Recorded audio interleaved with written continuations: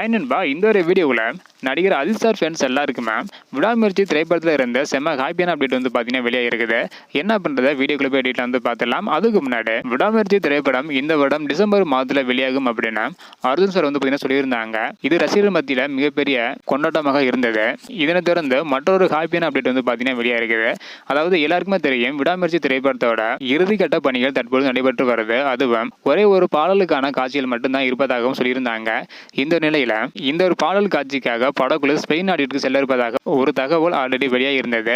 இந்த நிலையில தற்பொழுது விடாமுயற்சி திரைப்படத்தோட அந்த ஒரு பாடலுக்காக படக்குழு இத்தாலிக்கு போறாங்களாம். அதோட ஒட்டுமொத்த படப்பிடிப்பு நிறைவடைந்து விடும் என சொல்லப்படுகிறது. அதன் பிறகு டிசம்பர் மாதத்துல படத்தை வெளியிட படக்குழு திட்டமிட்டிருக்காங்களாம். இது குறித்த அதிகாரப்பூர்வமான அறிவிப்பு விரைவில் வரும் என எதிர்பார்க்கப்படுகிறது. ஸோ வெயிட் பண்ணி பார்க்கலாம் நண்பா.